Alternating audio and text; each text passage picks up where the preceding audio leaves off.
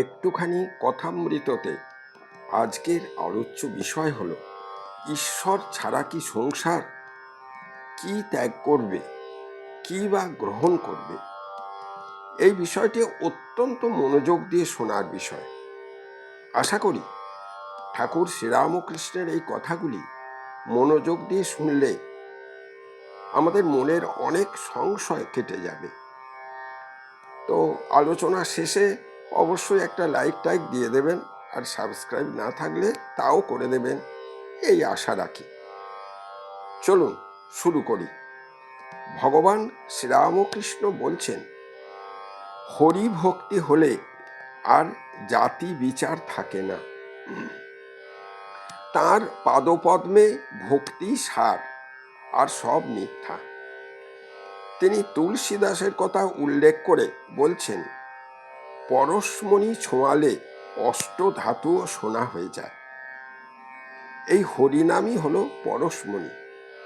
এখানে কোনো জাতের বিচার থাকে না। ঈশ্বরের নামে মানুষ পবিত্র হয়, তাই নাম কীর্তন অভ্যাস করতে হয়। এরকম অভ্যাস করলে মৃত্যুর সময়ে তার নামই মনে আসবে।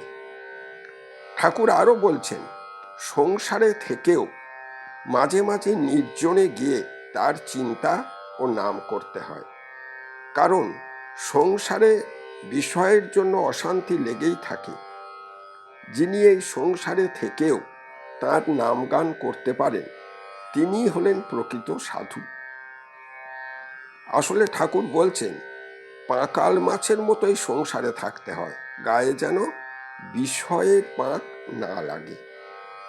এই বিষয়ের পাঁক গায়ে লাগলেই মনে হবে সংসার হলো ধোঁকার টাটি, আর এই পাঁক যখন গায়ে না লাগে তখন সংসার হয় মজার কুঠি।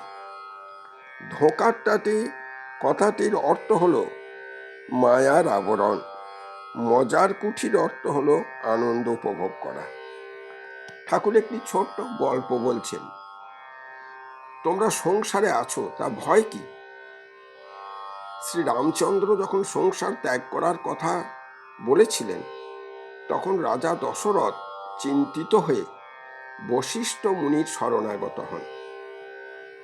বশিষ্ঠ মুনি রামচন্দ্রকে বলেন, রাম, তুমি কেন সংসার ত্যাগ করবে? আমার সঙ্গে একটু বিচার করো। ঈশ্বর ছাড়া কি সংসার হয়?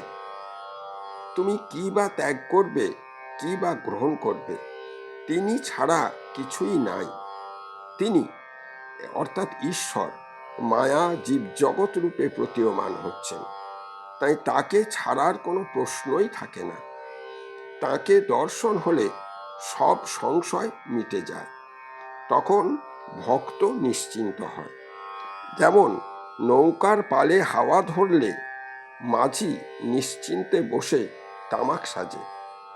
ঈশ্বরের পাদপদ্মে একটি হাত রেখে অন্য হাতে সংসারের কাজ করলে তখন আর ভয় থাকে না। জয়তু শ্রীরামকৃষ্ণ।